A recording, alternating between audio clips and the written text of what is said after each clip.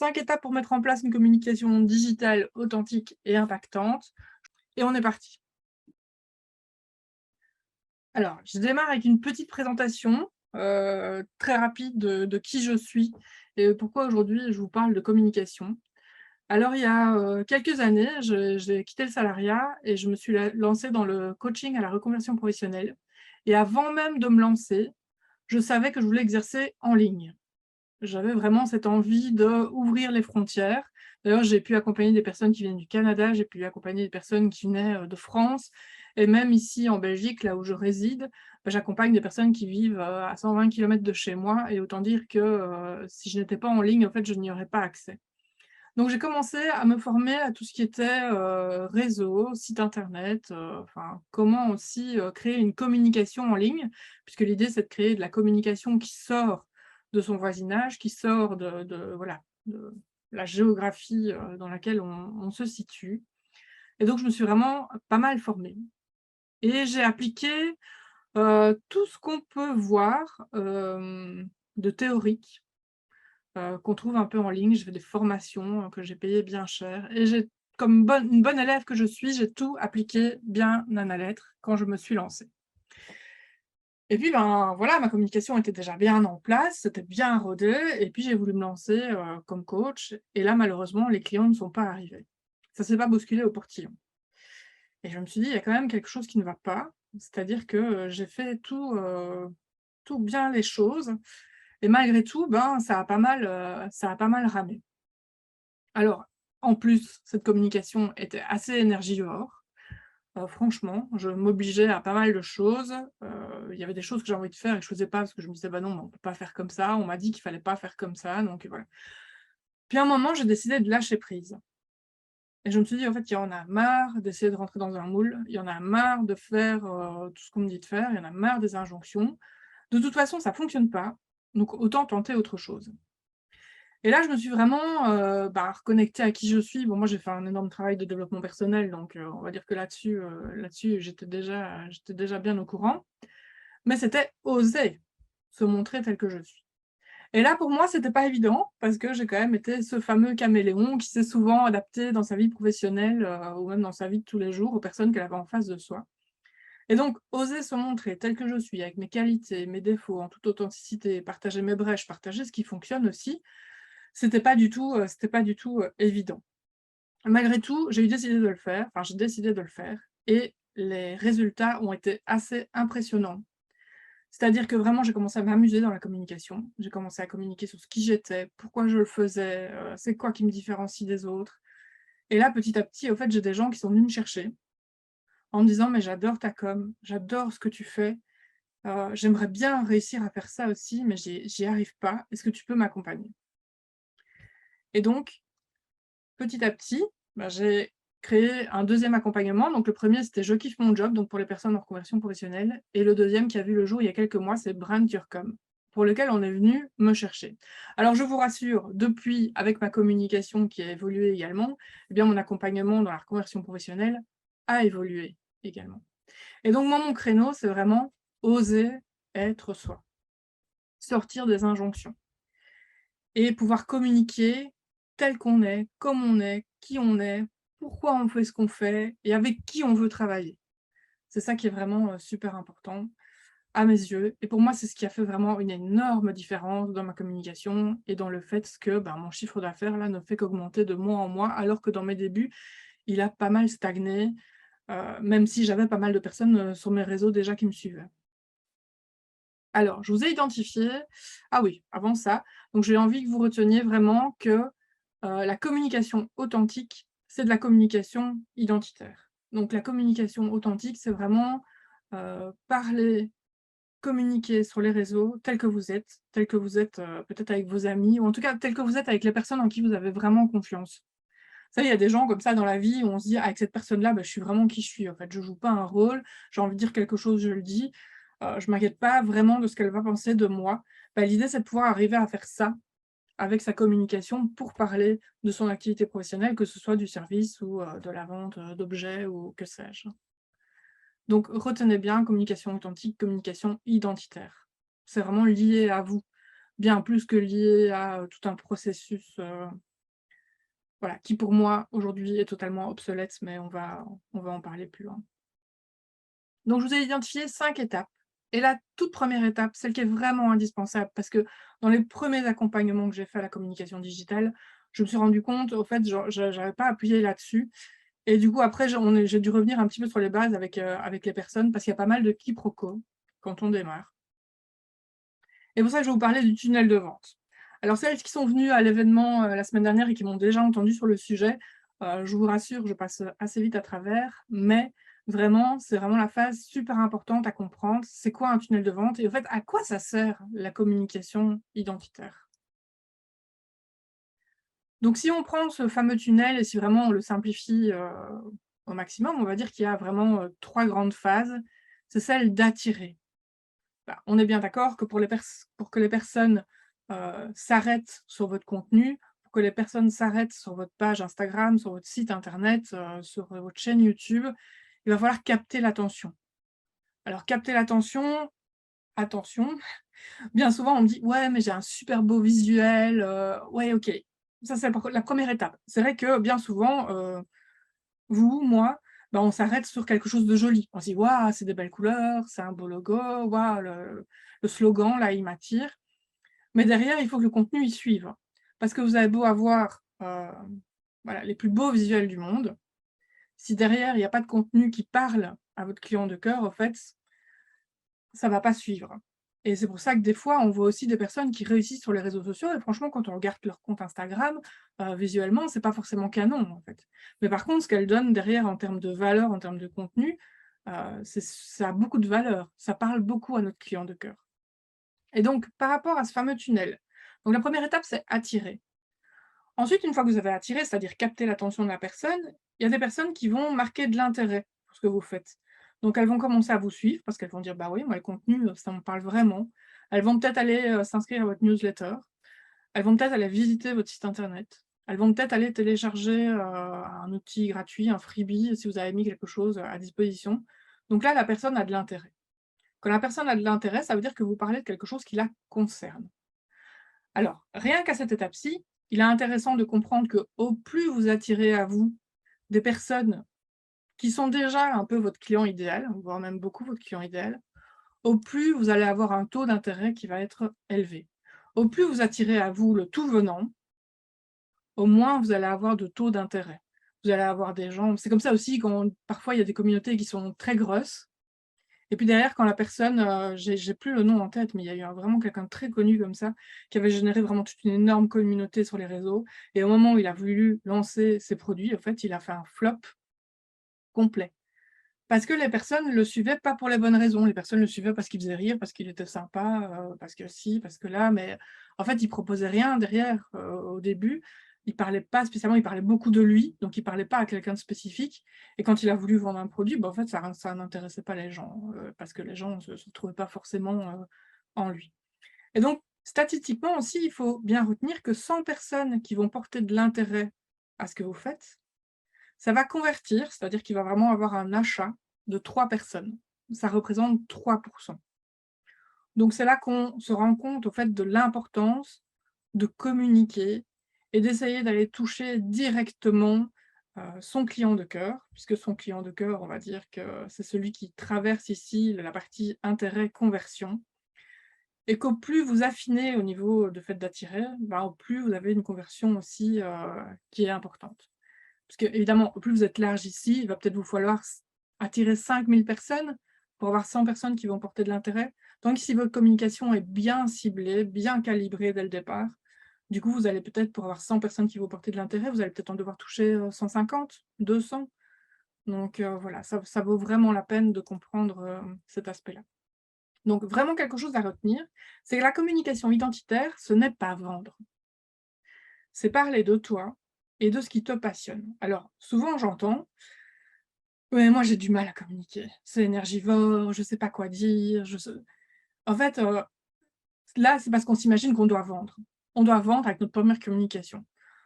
On imagine que notre communication, c'est absolument pour vendre derrière. Alors, on est bien d'accord que évidemment l'idée, c'est de faire grandir notre business, que l'idée, c'est de monter en notoriété, que l'idée, c'est d'attirer à nous notre client idéal. Donc bien sûr que derrière, l'idée, c'est de faire du chiffre d'affaires. Mais la première étape de tout ça, la communication identitaire, c'est vraiment juste communiquer. C'est parler de ce qui vous passionne. C'est, voilà, moi, la communication digitale et d'autant plus, le fait de oser être soi, enfin, pour moi, ça a été vraiment, quelque chose d'assez, miraculeux dans ma vie. Ça a tout changé et je pourrais vous en parler pendant des heures. Je ne peux pas épuiser le sujet, en fait et c'est assez naturel d'en parler. Je me pose pas de questions. Je me dis pas: «Qu'est-ce que je vais dire? Comment je vais le dire?» Je vous parle comme je parlerais à une amie ou, à un voisin qui me demanderait des infos, sur ce que je fais. C'est vraiment, c'est pas calculé. C'est vraiment on parle avec qui on est, on parle comme on est et on parle de ce qui nous passionne. Donc en fait, ça a pas, à être difficile et on en reviendra plus tard. Je vous montrerai un petit peu comment vous vous sentez vous par rapport à ça. Alors, quelque chose de super important à retenir, d'autant plus aujourd'hui, si tu communiques avec l'intention de vendre, tu ne vendras pas. Et alors, je vais vous demander, si vous, ça vous arrive, alors moi ça m'arrive, mais, toutes les semaines, ça me rend folle. Il y a des personnes qui rentrent en contact avec moi sur les réseaux et qui me disent: «Oh, j'adore ce que tu fais, j'ai un truc génial à te proposer» et puis derrière, direct, ils essaient de me vendre, leurs produits. Mais la personne, je la connais pas. Je sais même pas ce qu'elle fait. Elle vient me faire croire que, je suis une personne, géniale et qu'elle adore ce que je fais et je peux vous assurer que dans la majorité du temps, ils ont même pas été, visualiser, le compte pour savoir ce qu'on fait exactement parce qu'ils posent des questions derrière. En fait, ces personnes-là, elles communiquent avec l'intention directe de vendre qui que vous soyez. Alors, si c'est ce que vous voulez faire, bah, vous pouvez quitter le webinaire, parce que c'est pas un petit peu, ce que je vous propose de faire ici. Si vraiment, vous êtes un vendeur dans l'âme et que vous vous dites: «Moi je m'en fous, j'y vais à l'arrache, je fonce, j'envoie des messages à tout va et on verra bien le premier qui me répond». De toute façon, pour moi, l'intérêt, c'est de faire rentrer du chiffre d'affaires, n'importe comment, voilà. Bah, du coup, le webinaire est pas pour vous. Mais si vraiment vous avez envie, de créer du lien avec, votre client potentiel, si vraiment vous avez envie de parler de ce qui vous passionne, si vous avez envie de vous démarquer sur les réseaux et si vous avez envie que les personnes viennent à vous parce qu'elles aiment ce que vous proposez, alors vous êtes au bon endroit.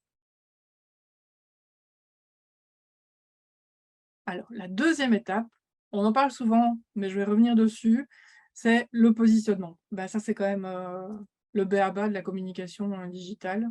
C'est-à-dire, se démarquer dans votre thématique. Donc déjà, trouver sa thématique. Si vous êtes à la phase où vous vous posez des questions sur votre, communication, bah, j'ose espérer que vous avez déjà, votre activité ou au moins une idée, d'activité, dans le monde du digital et donc c'est: «Comment je vais me démarquer?» Parce que oui, à moins que vous ayez un produit ou un service complètement innovant, qui n'existe pas encore sur le marché et que tout le monde attend, il va falloir vous démarquer. Il va falloir faire mouche, quoi. Il va falloir un peu sortir du lot et c'est OK. Il y a pas besoin d'avoir, une qualité ou enfin quelque chose d'extraordinaire pour sortir du lot. En fait, sortir du lot, c'est surtout être vous. Mais pour être vous, il va falloir communiquer de façon identitaire. Bon, je vais le répéter, plusieurs fois. Alors la première question à laquelle vous devez répondre, c'est: qui vous êtes? Qui suis-je? Mais qui je suis vraiment, en fait? C'est quoi ma vision? C'est quoi ma vision du monde idéal? Alors là, si enfin, je vous pose la question et après vous pourrez, peut-être répondre à ça, chez vous ou on pourra en parler à la fin du webinaire. Mais si vous avez choisi de faire l'activité que vous faites aujourd'hui, c'est certainement relié à une vision du monde qui vous inspire. Je vous partage ma vision du monde. En fait, moi, j'ai été, longtemps dans le salariat et ce que je remarquais, c'est que, bah, j'étais beaucoup dans les embouteillages, je faisais beaucoup de route le matin et dans la voiture, les gens, ils faisaient la gueule.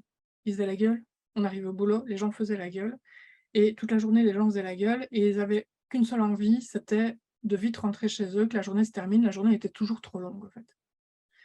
Moi, ma vision, c'est un monde où la personne, elle se lève avec le sourire le matin, où elle est motivée au fait de vivre sa journée, où elle vit sa journée, enfin chaque journée de sa vie comme un cadeau et elle la subit pas.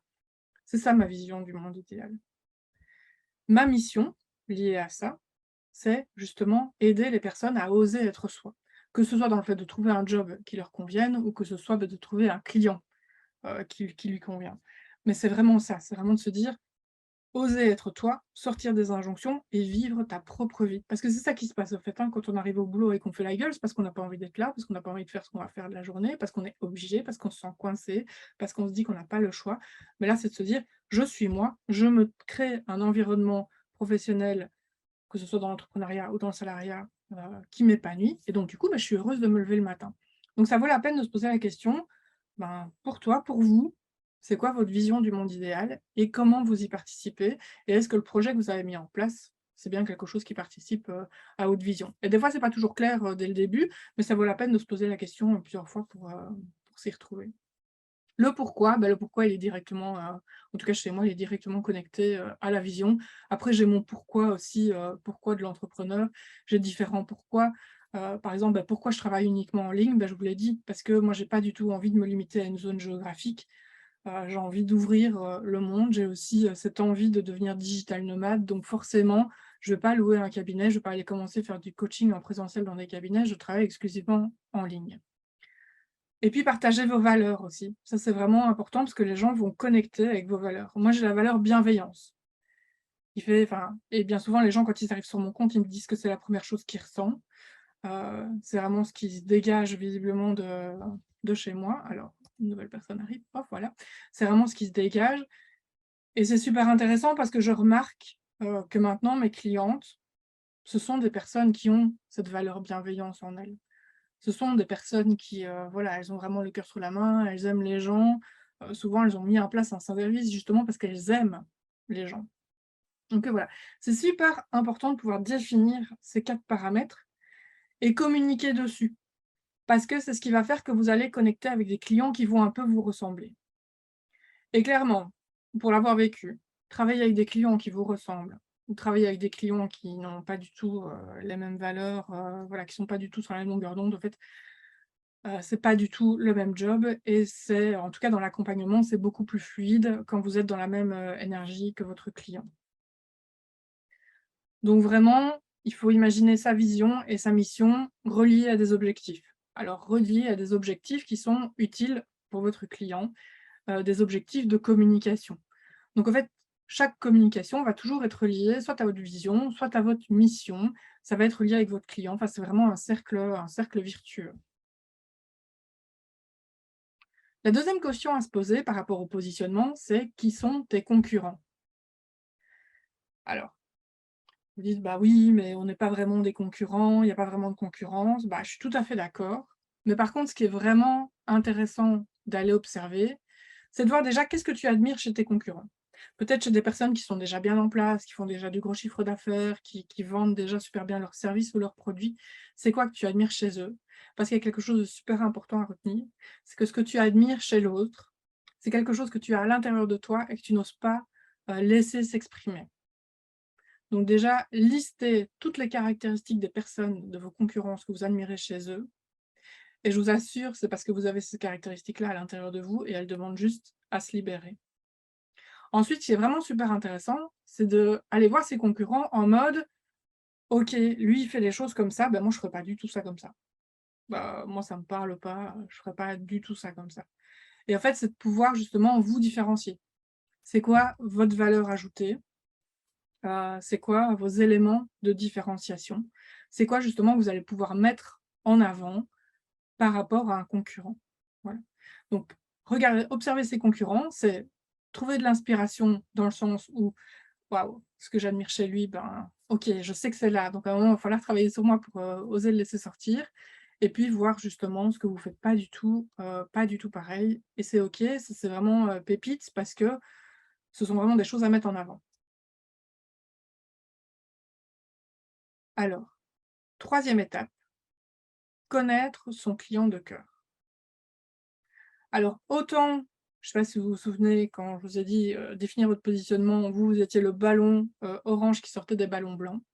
Autant votre client de cœur, il va aussi falloir aller le chercher, dans le sens où il est dans toute la masse des clients disponibles, mais vous, va falloir aller piocher le vôtre. Va falloir aller capter l'attention du vôtre, en fait, votre client idéal.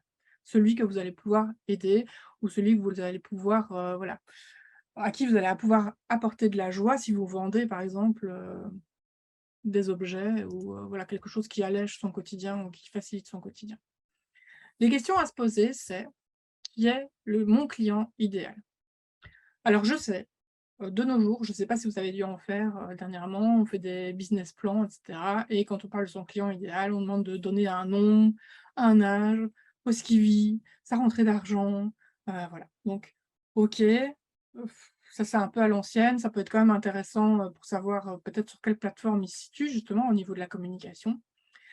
Mais en tout cas, par rapport à ce que vous allez écrire, par rapport à comment je vais capter mon attention, vous allez pas noter, bah, voilà, aujourd'hui je parle à, toute femme, entre 30 et 40 ans qui habite Bruxelles, par exemple. Enfin voilà, c'est au niveau captation, faut pas oublier qu'on capte aussi avec des émotions. L'idée, c'est vraiment que la personne, elle puisse lire, vos textes, votre contenu et qu'elle puisse se dire: «Waouh, elle me comprend, elle sait ce que je vis, heu» Elle, c'est sûr, je vais y aller et elle va pouvoir m'accompagner ou elle va pouvoir résoudre mon problème ou, elle va pouvoir me faire passer à une étape supérieure ou elle va pouvoir m'apporter de la joie dans ma vie si vous vendez des objets qui apportent, de la joie, par exemple, ou du réconfort. Donc vous allez devoir vraiment identifier ces problèmes. Mais vraiment concrètement, ces problèmes un à un. C'est quoi qu'il vit là aujourd'hui? Pourquoi il a besoin de vous? Ces souffrances, les problèmes, c'est souvent lié à une souffrance, donc c'est souvent lié à des émotions, ça peut être de la colère, de la frustration, voilà, ça peut être un manque d'estime de soi, manque de confiance en soi, enfin, il y a plein de souffrances qui sont liées aux problèmes, qu'on vit et donc ce qu'il vit actuellement concrètement et je vais vous donner un exemple, juste après. Ses peurs et ses désirs et donc rien que ça, par rapport à un problème, si vous identifiez les souffrances qu'il vit actuellement, ses peurs, ses désirs, bah, ça vous fait déjà, 5 postes de communication rien que sur un même sujet et vous amenez, en fait, la communication de façon, assez différente. Alors, il y a un outil qui est vraiment super utile pour vous aider à faire ça s'appelle la carte de l'empathie. Vous trouvez ça, vous tapez dans Google, vous faites carte de l'empathie et vous la trouvez, gratuitement. Voilà et je vous en ai fait une ici justement par rapport à l'orientation professionnelle. Donc, on va voir un petit peu l'exemple. C'est se dire: «Ben, OK, mon client, c'est quoi ses besoins? Ben, c'est faire un travail épanouissant. C'est se lever motivé le matin, c'est apprendre des nouvelles choses. Il tourne un peu en rond. Ses problèmes, c'est quoi? C'est qu'il ne sait pas où il pourrait postuler et il se dit: «Ben, ça pourrait être même pire ailleurs, en fait». Il a peur de se tromper, il a peur de gagner moins d'argent. Alors qu'est-ce qu'il pense? Il pense qu'il a rien de particulier à valoriser. Il se dit: «Et si je plaquais le salariat pour me lancer dans l'entrepreneuriat? Et si le problème, c'était moi et que je trouvais jamais ma place?» Ça, c'est ce qu'il pense et ce qu'il ressent. Ce qu'il voit autour de lui. Il voit que les autres se plaignent aussi autour de lui. Il n'est pas le seul, en fait, à pas aimer son job, hein, clairement. Quand il regarde les petites annonces, il voit qu'elles se ressemblent toutes. Il en voit pas une qui se démarque, il en voit pas une où il peut se dire: «Ouais, celle-là, c'est pour moi» et les offres salariales ne sont pas très claires par rapport à sa peur de perte de revenus. Voilà. Qu'est-ce qu'il dit? Qu'est-ce qu'il fait? Bah, il postule partout. Il y va à tout va, au petit bonheur la chance. Il se dit qu'il a un problème, qu'il sera certainement jamais heureux dans le salariat et il se dit aussi qu'il a pas le choix par rapport au fait qu'il se dit: «Tiens, si je quittais le salariat, puis au fait, bah, non, j'ai pas le choix parce que j'ai des charges et je dois continuer à gagner de l'argent». Qu'est-ce qu'il entend autour de lui? Il entend que le coût de la vie augmente. Donc ça n'aide pas, hein, à se lancer dans une réorientation professionnelle. Il entend que les annonces en ligne représentent très peu, la réalité. Donc déjà, qu'il ne sait pas trop où postuler, mais en plus les annonces en ligne, c'est pas suffisant, donc il va devoir y aller en candidature spontanée et franchement, il ne sait pas quoi aller chercher. Et il entend aussi qu'il faut un réseau pour trouver un bon job de nos jours, en fait. Juste postuler, c'est plus suffisant. Et donc l'idée, une fois que vous avez, tous ces aspects de votre client par rapport à une de ces problématiques, c'est de pouvoir créer une communication et lui apporter une solution par rapport à tous ses ressentis, par rapport à ce qu'il dit, par rapport à ce qu'il fait. Et donc en fait, quand vous allez communiquer avec vos mots, vous allez un peu vous plonger dans son quotidien. Vous allez parler de lui, vous allez parler de ses problèmes, vous allez parler de ce qu'il pense, de ce qu'il ressent, de ce qu'il voit autour de lui et vous allez pouvoir lui dire que vous avez la solution pour lui. Si c'est vrai, hein, on ment pas évidemment, d'accord? Mais là, vous faites le tableau de votre client idéal, donc d'office, c'est lié à votre service ou à votre produit. Vous avez la solution pour lui et en fait, c'est vraiment, beaucoup plus puissant d'aller connecter comme ça avec votre client, que juste de dire: «Bah, moi, je suis coach en, reconversion professionnelle ou en orientation professionnelle». Bah, oui, d'accord, mais il y en a plein sur le marché et qu'est-ce qui va faire qui va venir chez vous? Ce qui va faire qu'il va venir chez vous, c'est 2 choses. C'est vous, déjà, comment il connecte avec votre énergie. Donc pour ça, dans votre communication, il va falloir, mettre un peu vos tripes sur la table, il va falloir un peu oser vous montrer tel que vous êtes. Et puis c'est le fait justement quand il lit vos contenus, qu'il s'y retrouve et qu'il se dit: «Bah oui, mais elle me comprend». Surtout que les personnes, qui se lancent dans une enfin je sais, Florence, hein, que dans le même, dans la même thématique, les personnes qui se lancent dans une réorientation professionnelle, bien souvent autour d'elles, les gens disent: «Mais tu es complètement taré, tu as une bonne situation professionnelle, fais pas ça, surtout pas, en plus avec la conjoncture actuelle, waouh, non». Et en fait, le fait de vous rencontrer et de justement voir que vous comprenez et que vous le trouvez pas complètement fou de vouloir entreprendre cette démarche, en fait, ça le rassure et ça lui donne envie de venir travailler avec vous. Voilà. Et donc quand vous communiquez avec lui, c'est vraiment communiquer dans le mode: «Il y a un problème, j'ai la solution et qu'est-ce qui va se passer une fois que tu seras passé à travers ma solution?» Voilà. Et l'important, c'est de créer une communication pour lui. J'ai envie de vous donner un exemple. J'ai eu une personne que j'ai accompagnée, que j'ai rencontrée dernièrement. Et elle avait déjà mis en place son logo. Et donc, c'est une énergéticienne et elle, ce qu'elle souhaiterait, c'est vraiment toucher les personnes qui n'y croient pas. Donc en fait, elle veut éveiller les gens. Elle veut éveiller les non-croyants à croire en l'énergétique et au pouvoir de l'énergétique. Et son logo, c'était une sorcière dans une forêt avec un chaudron, voilà. Et donc elle l'adorait son logo. Mais son logo, elle l'avait fait pour elle. Son logo, il lui parlait à elle. Mais si vous avez un client si vous voulez toucher un client qui n'y croit pas, faut pas arriver avec un logo hyper, connecté, spirituel, en mode sorcière. Donc, c'est bien de créer une communication qui vous ressemble, mais vous créez une communication pour votre client de cœur, pas pour vous. Et ça, c'est un problème que je vois souvent au démarrage. On crée une communication qui parle à nous, mais il faut créer une communication qui parle à notre client de cœur et il faut faire attention aussi par rapport à ça, c'est que nous, on a une expertise maintenant. Parce que bien souvent, on a marché le chemin, heu, qu'on va, accompagner notre client à faire également. Et aujourd'hui, on parle avec nos mots d'experts. On parle avec qui on est aujourd'hui et tout ce qu'on sait de nous aujourd'hui. Et donc, il faut faire ce travail qui est pas toujours évident, de se remettre à la place de nous, peut-être, si c'était notre cas, il y a 3 4 ans, ou en tout cas de notre client aujourd'hui. Parce que peut-être que notre client aujourd'hui, il vit ce que nous, on a vécu il y a 4 ans, mais il y a 4 ans, la conjoncture n'était pas ce qu'elle est aujourd'hui. Donc c'est vraiment important de pouvoir se mettre dans les baskets de notre client et de pouvoir, l'écouter et prendre toutes les informations qui le concernent. 5e étape, et alors là, celle-là, c'est pas la plus simple quand on veut se lancer dans une communication identitaire, c'est de se libérer de ses croyances.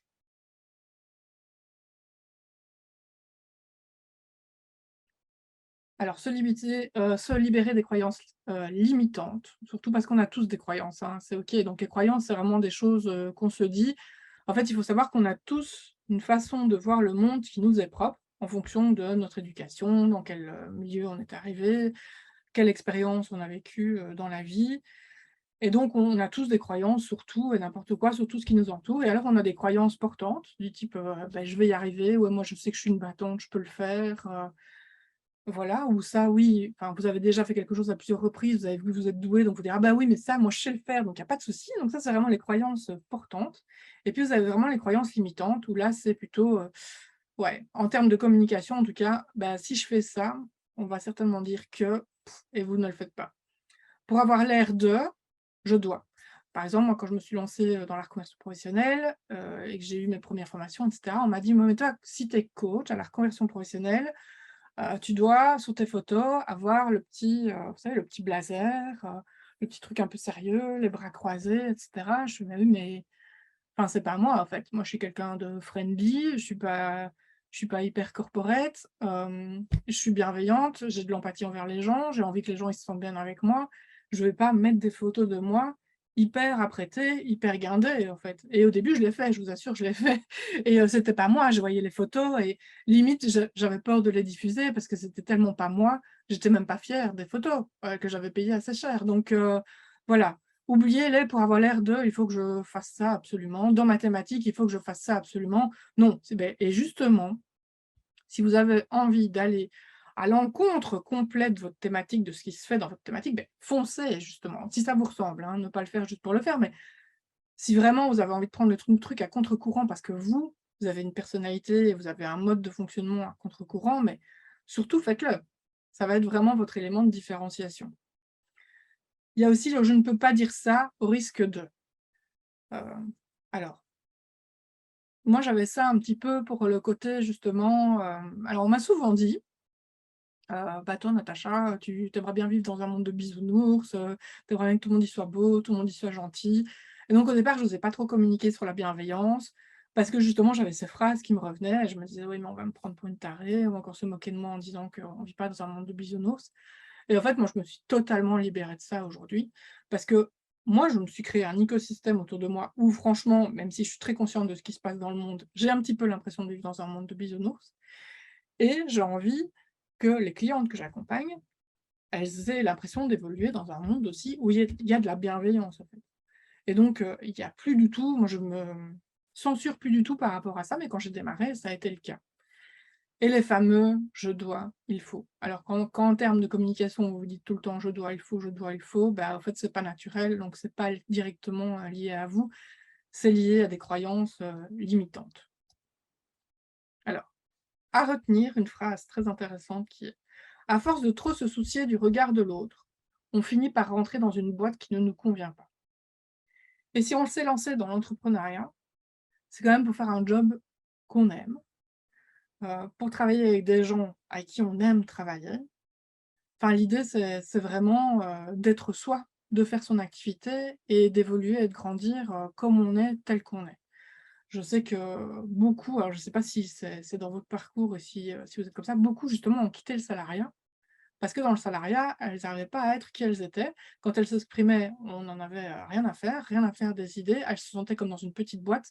Donc pitié, ne quittez pas une petite boîte pour rentrer dans une autre petite boîte avec votre communication, avec votre activité. Vraiment, libération, se libérer. Alors, je vais vous donner, 2 exemples que j'ai rencontrés, dernièrement. Mais j'ai rencontré, une graphiste dernièrement. Alors, elle fait aussi tout ce travail de visuel, de mise en place de visuels et cetera et elle fait très, très bien les choses. Franchement, c'est très, très propre, il y a rien à dire là-dessus. Mais elle me dit: «Je travaille qu'avec des gens avec qui j'ai pas envie de travailler». Je me dis: «Ah oui, ça c'est quand même une problématique». Pourquoi? Parce qu'elle a dans sa croyance que pour qu'on l'engage comme graphiste, il faut que son travail soit hyper propre. Et ça l'est. Son travail, il est hyper carré, il est hyper propre, vraiment ça, il y a rien à dire, mais il y a rien d'elle dedans, en fait. Il y a rien d'elle dans son travail. Donc elle va attirer plutôt des personnes, bah, voilà, des sociétés, en fait, qui ont justement, ce besoin de rendre une image, hyper structurée, hyper carrée, hyper propre. Mais par rapport à l'individu, en tout cas par rapport à l'individuel, par rapport aux entrepreneurs qui veulent se démarquer sur les réseaux, on va pas aller chercher ce type de personnes parce qu'il y a pas de connexion possible, en fait. C'est vraiment trop froid. Il y a pas d'âme dans la communication et pourtant, c'est son job et vraiment, ses visuels sont vraiment très, très beaux. Donc c'est vraiment pour dire que, ce que je vois, c'est que les personnes, elles foncent d'abord en se disant: «Je vais aller me faire un bon logo, je vais aller me faire un beau site internet, on va enfin, je veux plus ou moins transmettre ça, on a une vague idée, je veux faire ces couleurs-là» et cetera. Et puis après les gens se lancent et soit ça fait un flop complet, soit quand ils ont des clients, ça représente pas du tout le type de client avec qui ils sont à l'aise de travailler. Bah, pourquoi? Parce qu'ils ont pas du tout, ils ont pas du tout réfléchi à toutes les questions que je suis en train de vous partager, aujourd'hui. Autre exemple, c'est quelqu'un qui, voilà, tout est en place. Donc elle vient travailler, l'accompagnement, tout, son personal branding, son voilà, qui elle est et cetera. Enfin, il y a vraiment des phases de prise de conscience, voilà. Et puis après, au moment de communiquer, une communication et puis plus rien. Et puis elle revient vers moi en me disant: «Il se passe rien». Bah oui, c'est normal. Ça va pas se développer avec une communication. Une relation, comme toute relation, c'est quelque chose qui se construit dans la durée. Donc en fait, si votre seul et unique but, je le répète, je vous l'ai déjà dit avant, c'est juste de faire une ou 2 communications pour essayer de vendre quelque chose, bah, bon courage à vous déjà et vous n'avez pas besoin de vous lancer dans une, communication, identitaire. L'idée, c'est de vraiment de créer une relation, de monter une communauté. Bah, alors, on n'est pas des influenceurs non plus, hein, donc pas monter une communauté pour dire de monter une communauté, mais d'inspirer des gens qui ont besoin de vous et que ces personnes, à force de vous suivre, elles aient confiance en vous et on va le voir, par la suite, je vais vous montrer un petit peu les différents, piliers de communication. Il y a l'aspect notoriété. Par exemple, dernièrement, je sais que vous êtes quelques-unes ici à être arrivées par ce biais, j'ai été invitée comme experte dans un sommet en ligne. Ce type d'événement, en fait, enfin, je suis pas payée pour le faire et moi j'y vais volontiers, de toute façon, dès qu'on me lance sur le sujet, pas de souci, j'en discute volontiers. Mais c'est le type de communication, ça fait partie de la communication, qui fait monter, la notoriété. Mais ça se construit. C'est pas un seul épisode qui va faire que d'office vous allez attirer à vous, heu, votre client directement, en fait. Et c'est pour ça que c'est super intéressant de parler de choses qui vous passionnent. Parce que si ce que vous faites ou, enfin, voilà, je serais vraiment désolée du coup, alors à ce moment-là, il faudrait peut-être revoir le projet professionnel dès le départ. Mais si ce que vous faites ne vous passionne pas, c'est normal que vous ayez pas envie, de communiquer, sur le sujet. Donc, quand on aime quel c'est un petit peu comme, vous savez, vous testez un produit et vous téléphonez à votre ami là ou je sais pas, à votre mère ou je sais pas et vous dites: «Oh, j'ai testé un truc, c'est génial, faut que je te partage l'astuce parce que vraiment c'est top». Là, c'est exactement la même chose en fait. Hem, vous vous connaissez le service, ou le produit, que vous vendez. Vous connaissez le type de personne, que ça peut aider, à qui ça peut apporter, en fait et vous en êtes certaine et donc vous communiquez, dessus, régulièrement de différentes façons, bien sûr, pas tout le temps la même chose, mais il y a aucune raison que ce soit pas fluide. Voilà, c'est ce que j'essaye de vous faire comprendre, ici. Alors, comment se libérer des croyances limitantes? Déjà, c'est de connecter avec ce que j'appelle son moi authentique. Alors le moi authentique, c'est quoi? Je vous ai mis un petit oignon ici. Donc on s'est créé des couches. Je suis persuadée que ça va vous parler, mais voilà, des fois vous allez à un rendez-vous, soit professionnel, soit familial et vous mettez une espèce de déguisement comme ça, une espèce de couche où, vous vous dites: «Bah, moi je veux pas de conflit, je veux qu'on me fiche la paix, je suis là derrière, mais je m'adapte à la personne qui est en face de moi pour que tout se passe bien». Et donc au fur et à mesure de notre vie, on s'en est, mis sur le dos plein des couches comme ça.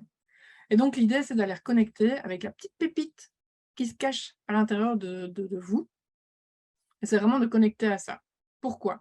Parce qu'évidemment, quand on porte un masque, quand on met un costume, c'est pas agréable, en fait. C'est pas, enfin, ça frotte, c'est difficile, c'est énergivore.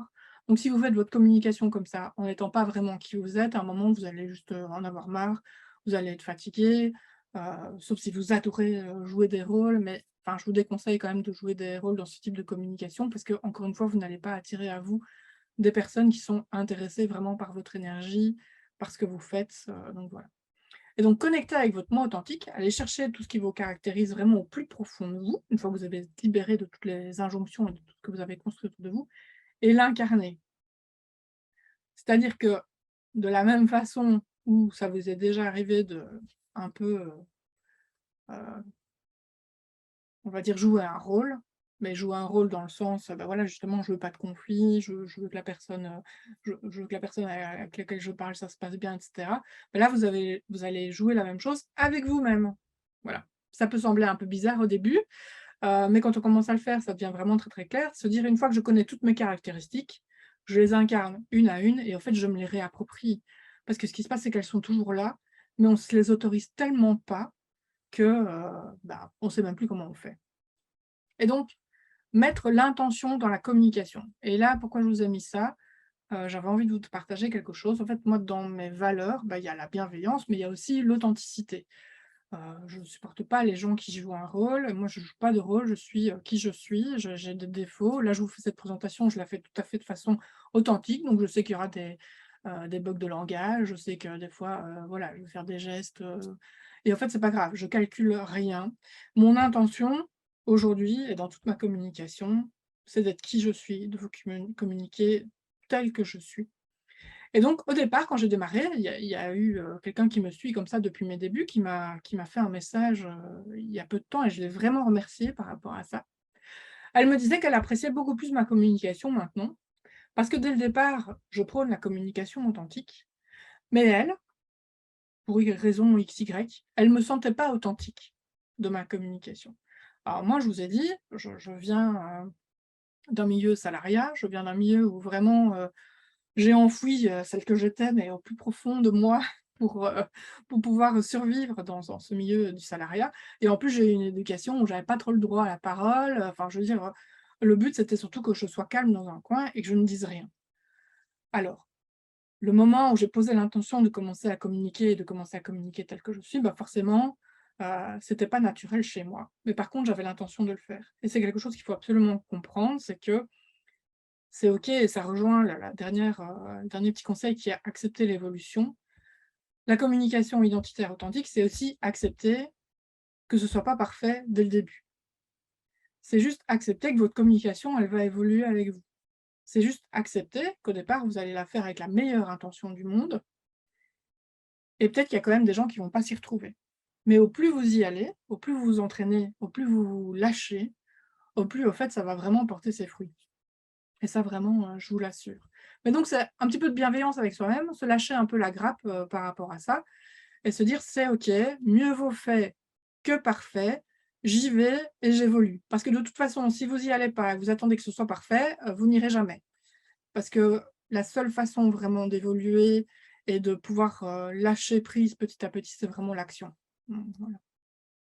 Alors, ça, c'est vraiment un truc que je dis à mes clientes à un moment, c'est: «Fais comme si tu étais toi». Donc elles, elles repartent, enfin vraiment on a été travailler, hein, et on a été voir vraiment quelles étaient toutes leurs caractéristiques, leurs talents, voilà, qu'est-ce qui les définit, super bien. Au fond d'elles, c'est quoi qui les habite, vraiment et donc je dis: «Voilà, maintenant tu as un mode d'emploi et tu fais comme si tu étais toi» et peut-être que ça va pas parler à tout le monde là qui se trouve là aujourd'hui, mais pour certaines personnes, je vous assure que c'est vraiment, grosse sortie de zone de confort parce que tellement habituées, à mettre un costume qui n'est pas le leur en fait que, voilà, ça peut un peu déstabiliser au début, mais je vous rassure, ça se passe toujours très, très bien et j'ai toujours des super bons retours par rapport à ça.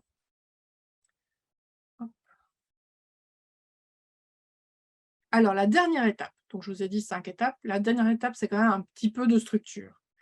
Alors, on est vraiment dans l'étape de la communication identitaire, on est vraiment dans l'étape de la communication, je m'autorise à être qui je suis, je fais quelque chose de spontané, mais il y a quand même un minimum de structure, qui est bien de mettre en place pour que les gens s'y retrouvent et que ça parte pas non plus, dans tous les sens. Donc l'idée, c'est de mettre en place un planning éditorial et là, je vous ai mis vraiment un exemple de planning éditorial le plus simple possible pour les gens qui n'aiment pas la structure. Les gens qui aiment la structure peuvent vraiment, heu, l'étoffer. Bon alors moi je suis quelqu'un, je déteste la structure, donc moi je c'est le minimum, syndical, mais ça fonctionne déjà très bien comme ça. Vous avez une colonne qui est titre ou même si vous n'avez pas le titre tout de suite, c'est plutôt les idées. Vous êtes inspiré par quelque chose, vous avez entendu un client qui vous a dit quelque chose et vous vous dites: «Ça, il faut absolument que j'en parle». Ou comme moi, bah, voilà, je vous ai partagé l'histoire de quelqu'un que j'ai rencontré en formation. Je suis rentrée chez moi tout de suite, j'ai noté, ça c'est super intéressant, à partager. L'objectif, on va en parler juste après. Le canal aussi également, parce qu'évidemment, vous pouvez utiliser plusieurs canaux de diffusion. Alors, petit aparté, je vous conseille vraiment de choisir des canaux de diffusion, bah, déjà où se trouve votre client, de cœur, hein, évidemment. Encore une fois, si vous visez des personnes, après la cinquantaine, je ne suis pas sûre que c'est sur TikTok, le meilleur endroit pour aller les chercher, d'accord? Mais en même temps, ce sont des canaux de communication où vous, vous aimez être dessus. Je vous partage, ma petite expérience. Au départ, j'ai débuté sur Facebook, j'étais exclusivement sur Facebook et j'étais pas sur Instagram parce qu'Instagram, c'était beaucoup de photos et moi, je suis pas très photogénique, je suis pas très douée en photo. Donc à un moment, j'avais trop fait 3-4 photos de moi, c'était très limité. Et puis est arrivée la crise de Covid et donc sur Facebook, moi je trouvais vraiment que c'était plombant, enfin t voilà, au niveau, moral et énergétique, c'était pas top, j'avais plus trop envie d'y être et Instagram était en train d'évoluer dans le mode où ils mettaient en place les petites vidéos, où, vous avez vraiment du graphisme qui arrivait plus que de la photo et je me suis dit: «Tiens, là, ça commence à me parler» et évidemment moi, dans le terme de la reconversion. Bon, dans le terme de la communication digitale, la tranche d'âge est plus étendue, mais dans le thème de la reconversion professionnelle, on va dire, je cible les 30-45 ans, donc c'était bon parce que sur, Instagram, mais maintenant c'est en train d'évoluer, il y a de plus en plus de personnes sur Instagram de tout âge, mais à l'époque on disait c'était 25-35. Donc je me suis dit: «Bah, OK, super, je vais aller explorer Instagram» et vraiment Instagram, je m'y amuse, un truc de fou. Moi je fais ma com, limite, bah, c'est parce que j'accompagne des gens aussi, mais limite, je ferais bien juste ma com en fait, filmer des vidéos reels, faire du contenu, enfin j'adore ça parce que je partage me passionne et puis parce que j'ai un côté créatif et puis parce que j'adore, la plateforme et j'adore les retours que j'ai après en message. Donc voilà. C'est vraiment choisir un canal sur lequel vous vous sentez bien et en même temps où vous êtes, la probabilité de rencontrer votre client, est assez quand même, importante. J'ai mis aussi moi une colonne vidéo. Pourquoi? Parce que si je choisis de faire des vidéos, si je choisis de construire, juste une communication, graphique, texte et cetera, le travail n'est pas le même. Moi j'ai tendance et je vous conseille à travailler en ce qu'on appelle en batching. Donc quand je fais mes vidéos reels, au fait, j'ai déjà, plusieurs idées, j'ai déjà mes idées de vidéos qui sont là, j'allume ma lumière, j'allume, ma caméra et hop, je suis partie, en fait. Je les filme toutes, les unes à la suite de l'autre et maintenant ça fait qu'en 30 minutes, la dernière fois, en 30 minutes, j'avais 17 reels qui étaient prêts. Donc voilà, je vous conseille vraiment de travailler comme ça et les dates, c'est de se fixer aussi un objectif en se disant: «Bah, voilà, moi, cette idée-là, je veux vraiment avoir créé un contenu et je veux l'avoir diffusé, pour telle date». Alors, au niveau du canal, bah, je vous ai dit, c'est bien de regarder un petit peu la tranche d'âge. Encore une fois, 50-60 TikTok, je suis vraiment pas sûre. Mais il y a aussi la façon de communiquer. Donc, si vous choisissez plusieurs canaux, par exemple sur Facebook, c'est vrai que c'est plutôt un canal qui va être utilisé pour raconter une anecdote, partager une information ou inspirer. Donc généralement, c'est, plus du contenu, qui va générer, de l'émotion, plus un partage, de vie. Sur Twitter, je n'y suis pas, mais clairement, c'est diffuser une opinion. Alors il paraît qu'au niveau opinion, ça y va gaiement sur Twitter, mais donc du coup, manque de bienveillance, moi sur cette plateforme-là, je n'y vais pas. Sur Instagram, c'est diffuser son univers et ses valeurs. Bah oui, parce que c'est pas que le texte, mais c'est aussi, l'univers graphique sur Instagram. Autant Facebook, on privilégie plus le texte, autant sur Instagram, on capte d'abord par l'univers graphique et puis on infuse évidemment ses valeurs, on infuse de soi et on écrit quand même du texte qui a du sens derrière. Sinon, je dis, c'est comme regarder, un film magnifique avec un son pourri. À un moment, les gens s'en vont quand même. Donc c'est OK d'avoir un super bel univers graphique, mais derrière, il faut avoir du contenu, qui parle, aux personnes qui viennent visiter votre compte. Sur YouTube, on va plutôt transmettre ses connaissances, quoique aujourd'hui, de plus en plus, il y a le système, de vlog aussi pour ceux qui ont envie de partager leur vie ou je sais pas, pour ceux qui accompagnent à l'entrepreneuriat et qui ont envie de partager leur journée en tant qu'entrepreneur, peut-être pour voir vraiment c'est quoi une journée type d'entrepreneur. Il y a le système, de vlog aussi qui fonctionne, vraiment bien sur YouTube. Il y a LinkedIn. Alors même si LinkedIn est en train un peu de s'ouvrir, c'est un peu moins, corporate, et hyper, cadenassé qu'avant. Il n'empêche que sur LinkedIn, on va plutôt parler d'un conseil, on va partager une expertise. On va dire que sur LinkedIn, on va prendre sa position d'expert, clairement. Et sur Pinterest, bah là, ça va être clairement de l'inspiration. Donc là, ça va être vraiment uniquement du visuel. Bon, pour celles qui l'utilisent, c'est pas mal. D'ailleurs, moi, je me dis, il serait peut-être temps que j'y aille.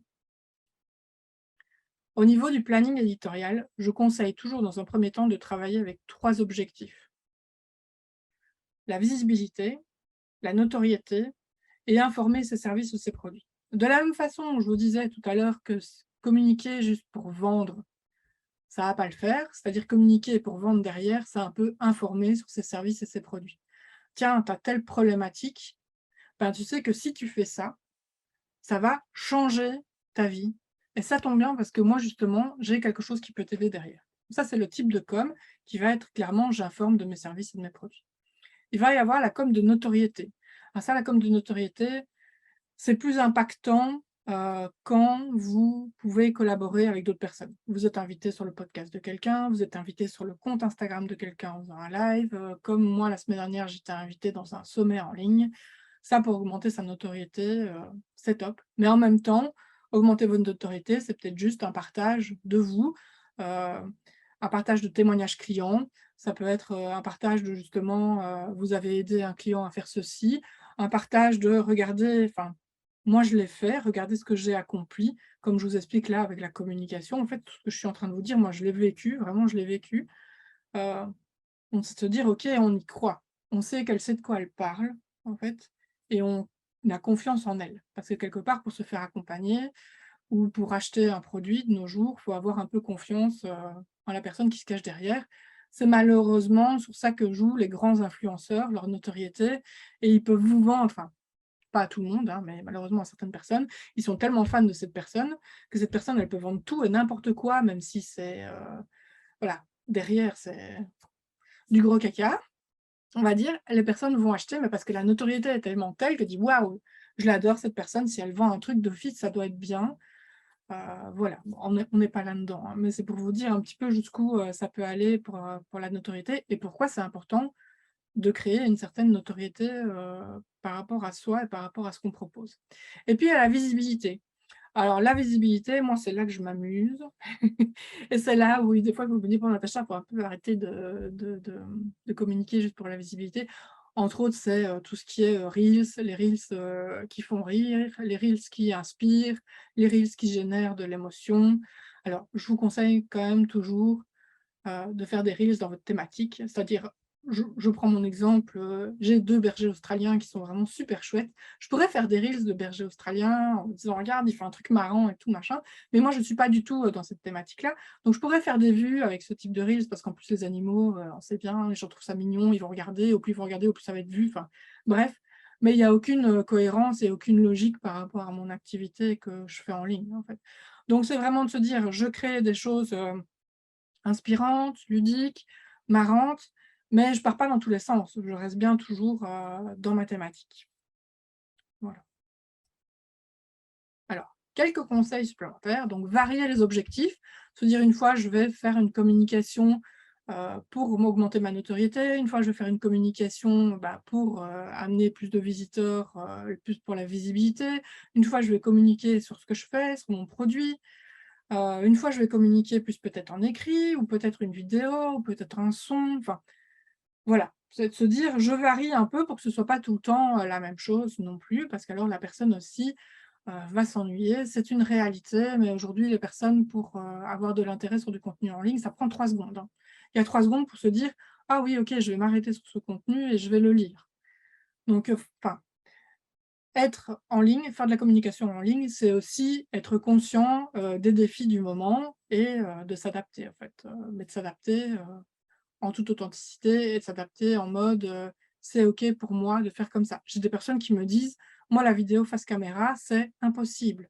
Bah, je dis: «Bah, OK, c'est dommage parce qu'il y a pas meilleur moyen de connecter avec, une émotion ou une énergie de quelqu'un, mais si vraiment pour une raison X, Y, Z, toi, c'est impossible pour le moment de te mettre devant la caméra, et ben c'est OK, on crée la com, sans face caméra et des fois, il y a moyen de faire des vidéos il y a beaucoup de nos jours d'ailleurs moyen de faire des vidéos, sans face caméra. On peut même utiliser un avatar, enfin, il y a plein de possibilités donc c'est même plus un frein en mode, «Ah mince, moi je peux pas faire de la vidéo parce que je suis pas OK de me mettre devant la caméra», mais il y a plein d'autres façons, de faire de la vidéo que de se mettre la tête devant la caméra, voilà. Définir des objectifs clairs. Alors, on va vous parler des fois là, j'empiète un tout petit peu sur la phase d'après qui est la phase, que dont moi je ne veux pas vous parler, on rentre plus dans du marketing pur et dur. C'est vraiment la phase de stratégie. C'est quand même bien d'avoir une stratégie parce que si on y va en mode: «Tiens, aujourd'hui j'ai envie de communiquer sur ça, aujourd'hui j'ai envie de communiquer sur ça», qu'il y ait des gens qui regardent ou qu'il y ait des gens qui regardent pas, heu, c'est pas grave. Bah, ça peut être une façon de faire, hein, c'est clairement, vous, ça peut vous faire kiffer. Mais l'idée, si c'est quand même derrière d'amener à vous des clients potentiels, c'est quand même bien de définir des objectifs clairs en se disant: «Bah, voilà, avec telle communication, j'aimerais faire arriver de nouvelles personnes sur ma page. Avec cette communication, j'aimerais bien essayer de me construire un peu une notoriété. Avec cette communication, tiens, j'aimerais bien porter, la publication à 100 personnes. J'aimerais bien que 100 personnes le voient. OK, ça n'a pas fonctionné. Qu'est-ce que je peux améliorer?» Donc c'est vraiment juste avoir un regard un peu complet sur sa communication, sans se rendre malade. Vraiment, il y a pas besoin, de se rendre malade. Je vais vous le dire tout de suite après pourquoi. Et donc faire un petit bilan de vos communications et ajuster tous les 3 mois. C'est-à-dire que dans chaque communication, c'est bien de tout tester et il y a des choses qui fonctionnent, il y a des choses qui fonctionnent pas. Il y a des contenus, moi clairement, ça ramène du monde et puis il y a des contenus, ça ramène, de l'intérêt, des appels découvertes et maintenant j'en ai conscience, au fait. Donc ça permet de se dire: «Bah tiens, j'ai envie de relancer, mon agenda commence un peu à se vider, j'ai envie de relancer des appels découvertes. Hop, je sais que c'est ce type de contenu que je dois faire. J'aimerais bien amener sur mon compte des nouveaux clients potentiels, je sais que c'est ce type de contenu, que je dois faire». Alors, là aussi, petit aparté, quand je parle de ça, je pense à quelque chose. Des fois, j'ai des gens qui m'arrivent et qui me disent: «Bah ouais, moi j'ai un compte Instagram, j'ai un compte Facebook, mais il y a pas grand monde dessus». En fait, c'est pas grave du tout. On n'est pas des influenceurs. Il vaut mieux avoir 200-300 personnes hyper qualifiées, c'est-à-dire hyper intéressées par ce qu'on propose, que d'avoir 3 4 000, 5 000 personnes ou je sais pas moi, 10 000 personnes qui nous suivent et en fait qui nous suivent parce qu'un jour où ils sont arrivés et qu'on a mis un truc qui était rigolo ou qui était sympa, ils se sont dit: «Tiens, je vais m'abonner» et puis après ils repassent plus jamais. Ils sont pas du tout intéressés par ce qu'on propose. Ces gens-là, en fait, ils n'achèteront jamais nos services ni nos produits. Donc il faut vraiment se sortir de cette croyance de: «Il faut absolument beaucoup, pour pouvoir vendre derrière». Non, il faut, un peu, de qualifier surtout. Voilà et pour trouver des sujets, écoutez. Écoutez autour de vous.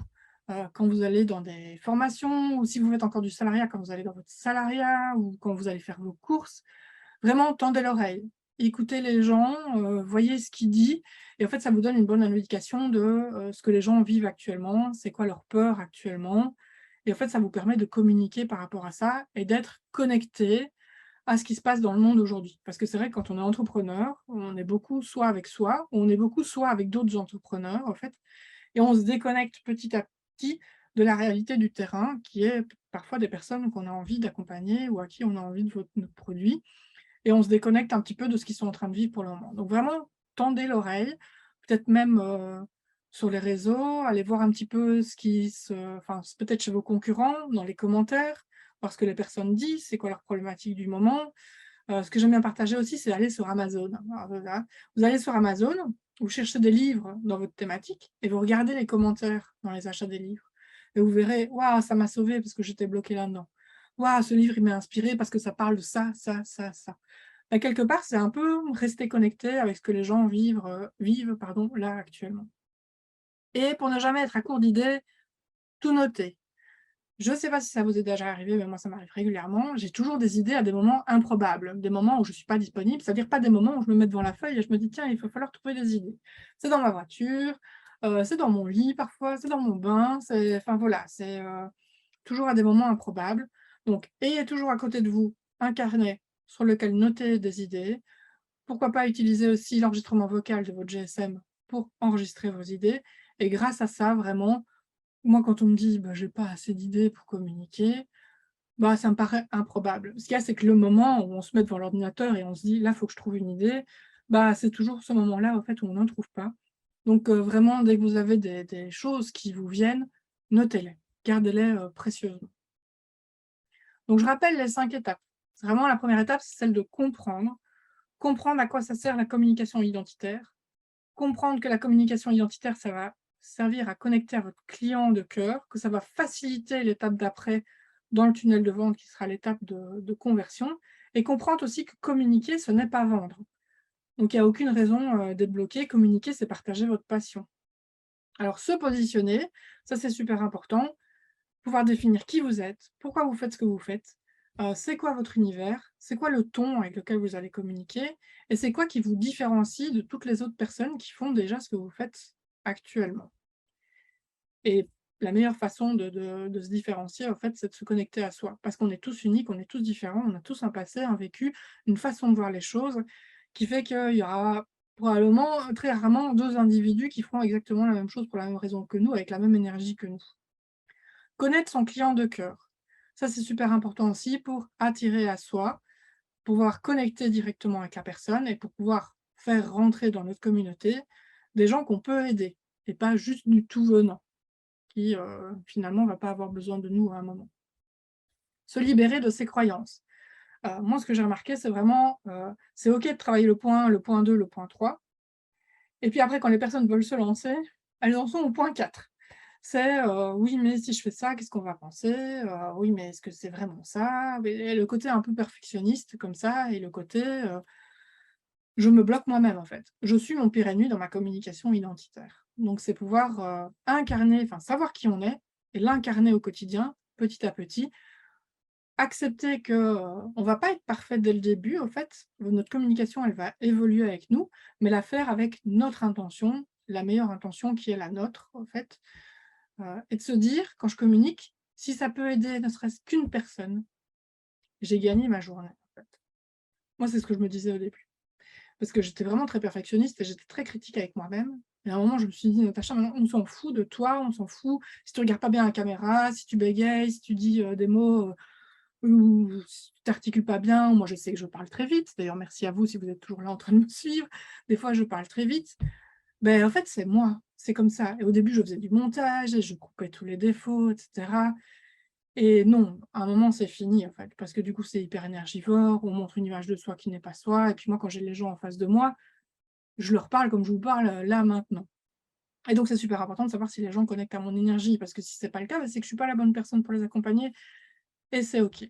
Et puis un peu de structure, alors, ou un peu ou beaucoup, si c'est votre truc.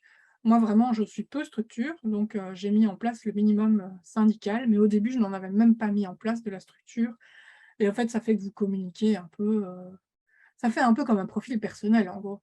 Vous partagez un truc là comme ça, mais il y a pas vraiment d'objectif derrière, et donc c'est OK, mais si vous êtes là en tant qu'entrepreneur et que vous voulez utiliser la communication identitaire pour trouver des clients, va falloir y mettre un petit peu de structure. Voilà. Les derniers conseils, c'est sortir des injonctions marketing, parce que je suis désolée de vous dire, mais il y a pas de recette miracle. Et on aimerait tous, et moi je suis passée par là, se dire: «Tu fais ça, ça, ça, ça, ça, ça, ça et d'office ça va prendre». Parfois ça fonctionne, mais bien souvent il y a d'autres ingrédients qui viennent s'y mêler. Mais l'idée, c'est vraiment de trouver la communication qui vous ressemble, en fait. Vous n'êtes obligé de rien, mais je vous invite à tester tout.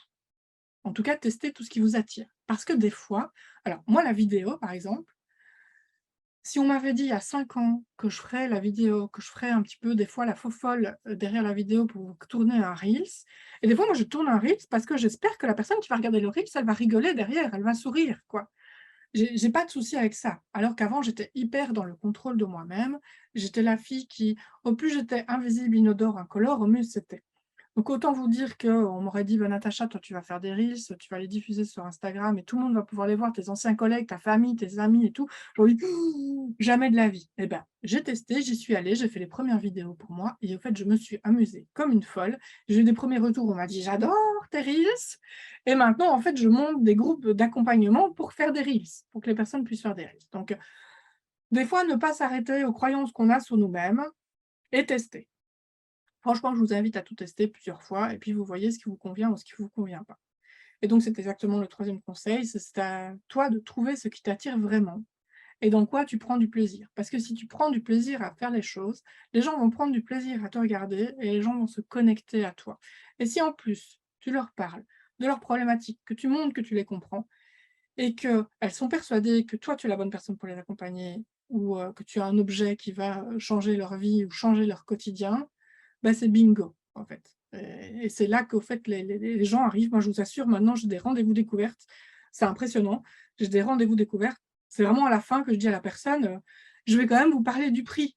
Alors que moi, enfin voilà, ma relation à l'argent, j'y travaille encore, j'ai du mal. Mais de se dire, la personne, elle a connecté avec qui je suis, elle est persuadée que je suis la personne pour l'accompagner.